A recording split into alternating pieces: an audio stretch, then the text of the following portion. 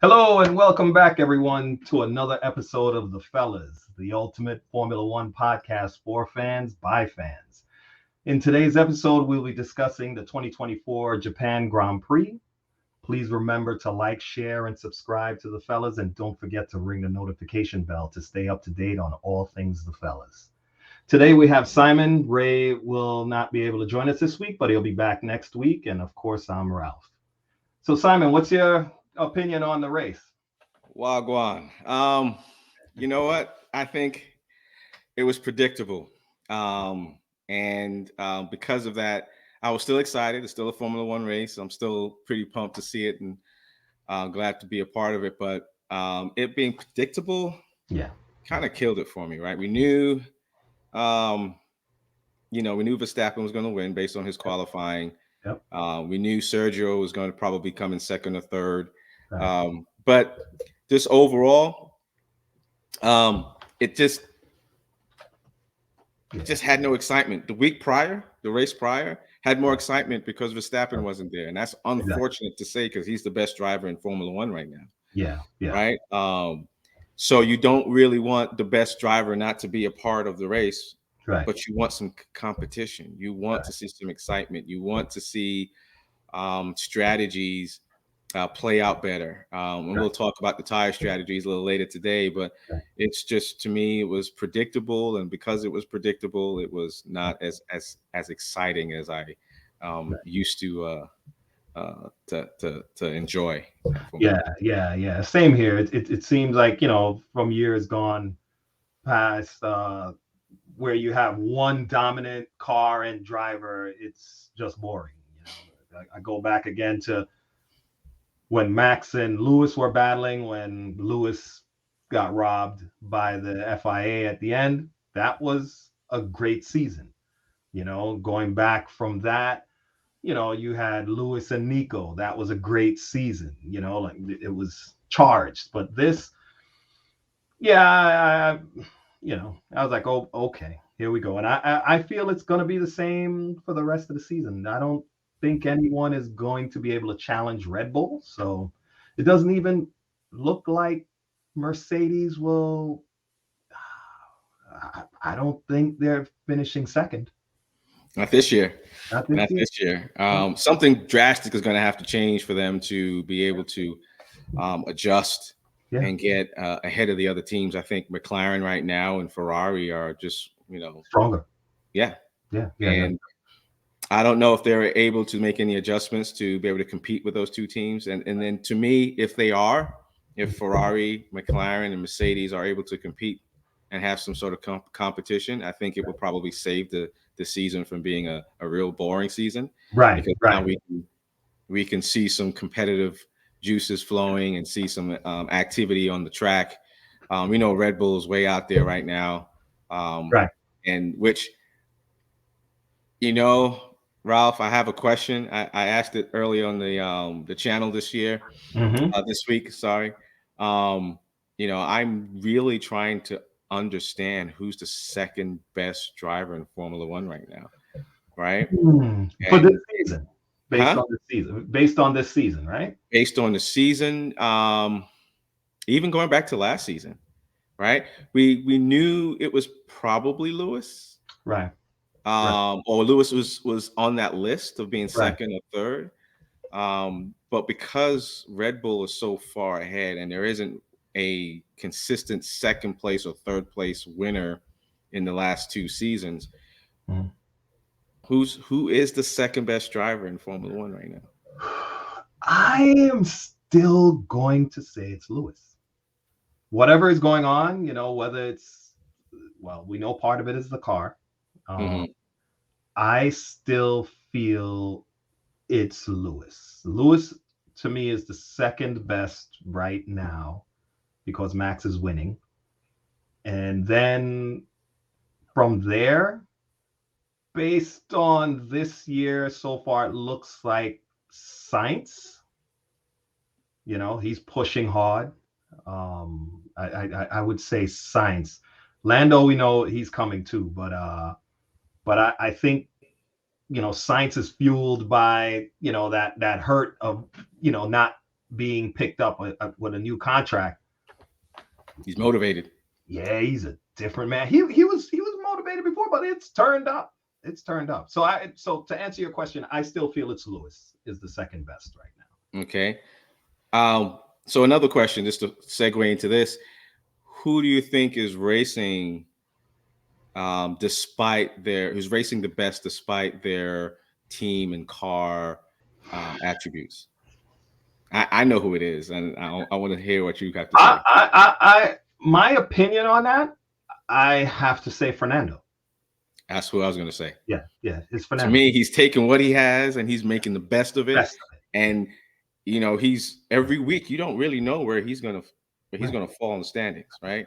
He could be third, he could be fifth, he could be eighth, but he's taking what he's got. And then you look at Lance Stroll, and he's pretty consistent. Yeah, and that's what we have to say, that Fernando consistently outperforms him. Consistently, not in a race or a couple races, consistently outperform. Even to see what happened with him and George in the last race, to show how much of a tactical driver he is, that he did that, and it caught George out, because it came out after that George said he was looking ahead at his steering wheel as he's approaching. So it's kind of like, you shouldn't do it. Somebody messing with their phone or something fell in your car, and you try to grab it, and you look up and you're like, oh my God, the car, you're closing on the car in front of you. But the fact that he was that tactical going through there, it's him. He's the one. He's the driver that's getting the best out of giving the best performance despite the car he has. Put it that way. Perfectly said. And it was evident on this race. Yes. For 10 laps or more, he was keeping Lando Norris behind him. No, I'm sorry, Piastri behind him. Yes. Enough so Russell couldn't pass either one of them. Yeah. Because the finishing order, right? It's Fernando finished in 6th. Yeah. Piastri finished in 8th. Yeah, because Russell finally passed him on the last lap. Right, and finished 7th. Yeah, but for like 10 laps, he was purposely keeping Piastri within the drag reduction stage. So Russell couldn't pass him. Right. And he did that for 10 laps. Yeah. 10 laps. I always said it. I wasn't a Fernando fan in his heyday, when I did see the races when he won his 2 world titles. He's a phenomenal driver. I'm not a fan of him in that way. I don't have any of the memorabilia for him, but I respect that guy. He could drive, and he's very tactical. Not to say that the rest aren't. Right. Max is, Lewis is, but it just seems, and I know they're all ruthless, but I can't get over that Drive to Survive comment when Fernando, and he said, yes, I'm on the dark side. He has a little extra edge about it, very calculating, very, to use a Star Wars, he's like a Sith Lord, like he's very tactical, very consistent. He's going to give it his best, and he's going to take the circumstances and the actual whatever was in front of him. He's going to do the best he can to make sure that he's at top level performance. And you got to take your hat off to that. Oh yeah. You have to respect talent.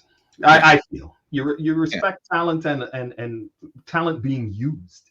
Yes.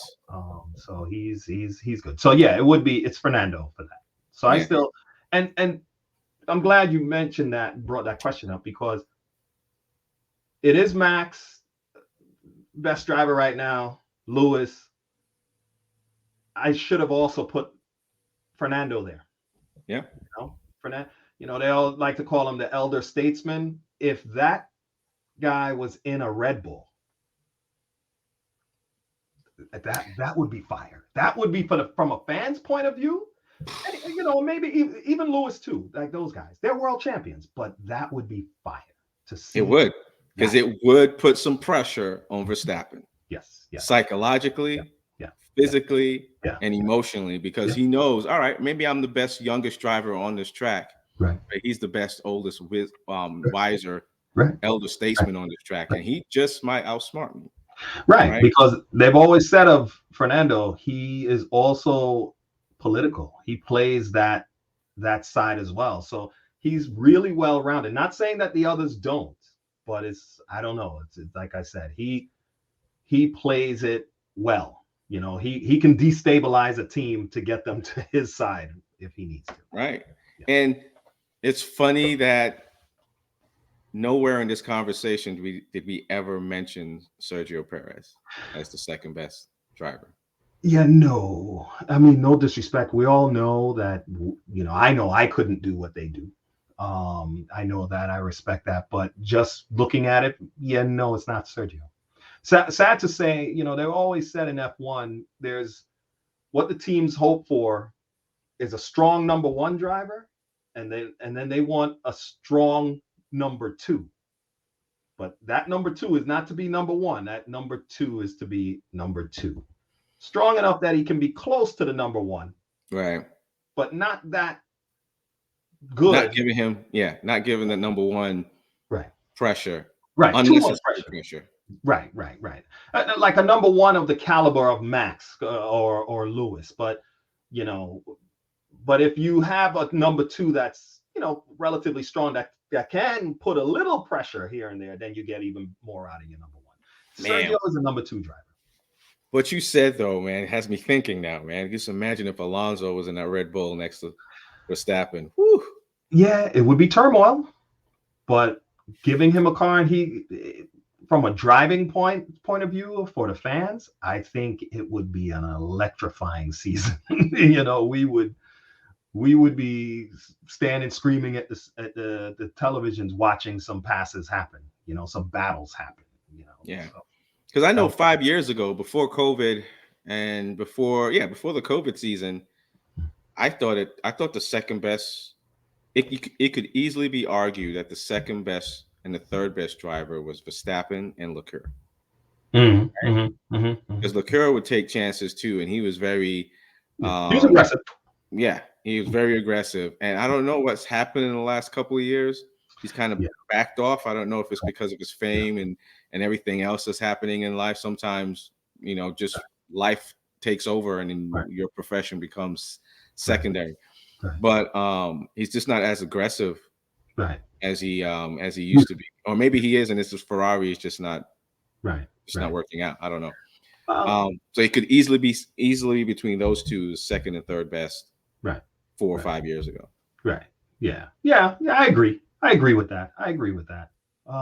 He doesn't seem as strong. He doesn't, like, the fire is there, but I don't know. Like you said, I don't know. Right now, I know that Carlos seems to be outshining him. Yep. You know, he's in the same car is outshining him, because the pass on lap 46. I know when I was watching it, they were saying, "Oh, you know, Carlos passed him," and to me, it kind of looked like they were saying like Leclerc moved to cover the line, but it didn't really seem that way to me. It more or less seemed like he let him through. You know, like he wasn't going to fight him. Maybe it was a team order. You know, but I haven't heard anything confirming that. But well, let's take a look at that, because I think you're right. I thought just out of speed and the tire wear and tire degradation that Leclerc had versus what Sainz had, it just made sense that he take over. Right here in lap 46, you can see that he's coming up. He has the it almost looks like he moved over. DRS. He moved out the way, and then he had the speed and he had the tire wear. So, you know, if he was really going to block him, he would have blocked him again. Yeah, he could have been more aggressive with that. And I know they have the one move rule, which the drivers all seem to break in some way. Right. He didn't do it there, and I know they're teammates. But to me, it just seemed like he was like, okay, let him go. But I haven't heard that confirmed. But nonetheless, Carlos was driving a better race. Yeah, absolutely. Yeah. So what do you think about Lando Norris? I think he's probably in the top 5 right now. Piastri is probably, I don't know if he's having beginner's luck or he's just that talented, but he seems to at a second full year. Yeah, I believe it's the second. you know, he's up there. He's maybe a little inexperienced. You can tell when he's asking questions or doing things that are a little inexperienced from an F1 standpoint, not necessarily F2, but he seems like he's right on the tail of Lando. Yeah. He has talent. He just needs more experience, and he's getting it. He's getting it. He's learning. That's sometimes when they would say some teams would want to pair. Let's say you had a Piastri or a Lando with a Lewis or a Fernando or a Max, right? Where they can learn by watching these world champions, how they do things, and it helps them develop faster, Mm-hmm.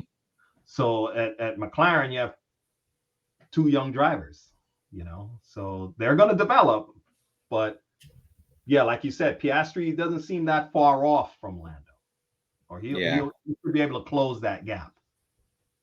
And then also there was some aggressive driving by him when he passed Lewis. What was it, lap 17? Yeah. Lando, on lap 17, he went on that outside and he took that. But it also showed you how far off the Mercedes is. It was too well. Their tire strategy, in my opinion, was good, but they don't have the car. And here's where, in my opinion, where Lando just took him on the outside, which was pretty brave, easy. It was too easy. Right. And then he's just pulling away with no DRS. And to me, it's just Mercedes right now is just having a very hard time competing. Right.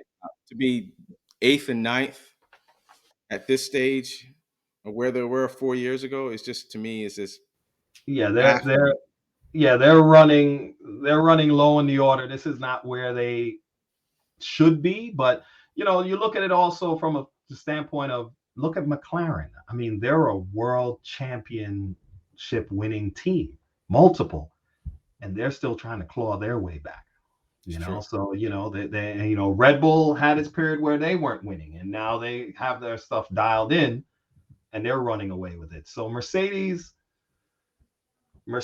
is, they've fallen definitely, and it seems like they continue to fall because the car wasn't good last year, and it's not good this year. They haven't learned. And Ferrari, when you look at it, Ferrari almost seems like they come close, but they miss that final few points that would really put them up there. But yeah, Lando walked around Lewis like he was a back marker, put it that way. Yeah, and the one pit stop strategy, I don't know. I see what they were trying to do. Mm-hmm. What they needed for that to work was a safety car after everyone else pitted after them. Right. So you got a small window. You got 2 or 3 laps to get a safety car. That's like playing the lottery, right? I forgot who went off track. Well, you had the Ocon crashed early. Mm-hmm. I forgot who the other driver was. He crashed. Albon. Right. Mm-hmm. Right. So they were out, but there was no. Yes, they stopped the race and restarted. Right. After that to fix the barrier and such. And then the other one, I forgot who went off, but he was able to reverse the car. So there was a yellow flag, and just in that area, a local yellow flag. So there was no safety car. There was no nothing was happening. So, and actually it hurt Lewis because as he was coming up to that corner when the yellow flag was coming around. Right. So it was Alonso, Piastri, Russell, and Lewis, and they were all trying to catch up. This is after they changed the tires to mediums. Right. And they were catching the crew. They were catching all the top 7 cars with those mediums on. Right. But that told me the strategy for tires was just not right. Not right. Yeah. Right. Yeah. They wouldn't. I don't think Lewis would have lost 2 spots after qualifying 7th if he had followed the same strategy everybody else did. Everybody else did. Yeah. Well, I believe because I think the medium was a faster tire. Mm-hmm. Just wore out faster, right? It wore out within 15 laps versus the 25 or 23 you can get out of the hard. Yeah. And I don't know, one-stop strategy on that track at that heat. Yeah. It was. I get it. You know, there's a lot of safety cars that happen on that track too. So you were gambling. Yeah. But yeah. It happened in the third. It happened within what 30 seconds of the race, and never happened again. And that was it. So yeah, it was just it's almost like a wagon train type. It was just cars going around with the exception of those few passes that we saw. Other than that, it wasn't anything. I wasn't impressed. Put it that way. Yeah, the race was kind of boring. The only person that probably was happy was Yuki. Yuki getting a point at his hometown, his home track. Yep. I was there to see him. Yep. They were happy. You heard them cheering, and he qualified 10th and finished 10th. Yeah. And then he had a nice pass on Nico Hulkenberg too. Like, he had his elbows out. Mm-hmm. At this race. He was like, no. Yeah, there's more excitement in the middle and the back of the train right now than there is in the front. And it's just sad to see. I'm hoping by the next couple of races things start to level out between. To me, right now, Red Bull is in the league of their own. Everybody else needs to level up, in my opinion. I'm hoping Ferrari can give Red Bull some sort of challenge, but I don't think that's going to happen. But I think it's between Ferrari, McLaren, and Mercedes for the second manufacturing points at this point. And I think it would be in that order. So where are they now? Where are the manufacturing points for? I think, if I'm not mistaken, manufacturing points goes Red Bull for McLaren and then Ferrari. Or is it Ferrari? No, Ferrari second, and McLaren is third. Yeah, McLaren's third, Mercedes is fourth. So Red Bull has 141 points, Ferrari 120, McLaren has 69, and Mercedes has 34. And here's the funny thing: Mercedes is only 1 point ahead of Aston Martin. 1 point ahead. 1 point. Aston Martin has 33 points.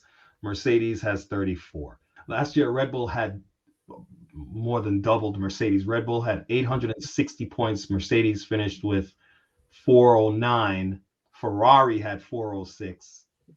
McLaren had 302, and Aston Martin had 280. So let's see how that goes this year. I think unless Mercedes does something, I don't know. They might be battling Aston Martin because Ferrari and McLaren, for right now, are ahead of them, and if they can maintain that. What is Lewis's favorite track? Do you know? Is it Monaco? Whoa. I don't know if I've ever heard of. I know he loves Silverstone. And he loves. He does like Austin, Texas. Yeah, he likes Austin as well. I've heard him say that, and I've heard him also. He likes Spa. As well. I've heard him say that, but I don't think I've ever heard him say he has a particular track that he loves like that. I remember in the era Michael used to love Monaco because it was very technical. Like, margin of error was so small, he thrived on it, but those are the three tracks I've heard Lewis say. Yes, and he does like Austin. But other than that, yeah, the race was uneventful. I look at it now, and what they're going to China next year. I mean, not now. The next race. That's is that next weekend? No, it's the following weekend. Isn't it? Yeah, it's April 19th. Season better pick up. That's all I'm saying. Yeah, right now it's just pretty predictable, and the only thing that's really going to have any excitement is if Red Bull is not in the race or Verstappen's not in the race. Because even when Verstappen wasn't in the race 2 weeks ago, Sergio didn't come in second. No. I think he came in third? Fourth, something like that. In the last Australia. It's definitely not him that we have to worry about. I think Sace right now is really showing that he is the man, and we've got to Sergio came in fifth. Fifth. Yep. Looking at it. Yep. Carlos won. Leclerc second. Lando third. Piastri fourth. And Sergio was fifth. So that says it all right there. And both Mercedeses were DNFs. So whatever it was, Sergio turned himself up. So if he continues that way, then, you know, Red Bull will just get there that much faster, right? Because you have two cars bringing home, you know, good points, you know. But other, you know, I don't know. I'm curious just to see how the next race will be. But this one was downright boring. So, well, I guess we'll have to see if there's any excitement in the next one in China, and see what happens there. Okay, guys, we're gonna wrap it there today. Again, please remember to like, share, and subscribe to the fellas, and don't forget to ring the notification bell to stay up to date with our new releases and our shorts. Please leave us comments if you can. We would love to hear from you guys. Again, the podcast is fans for F1. It's for the fans. So we'd love to hear what you have to say about some of our questions. Who's the second best driver? Who's doing the most with the cars that they have right now and the points that they have? And give us your opinions. We would love to hear them. Yes, true. Take care, everyone. Take care.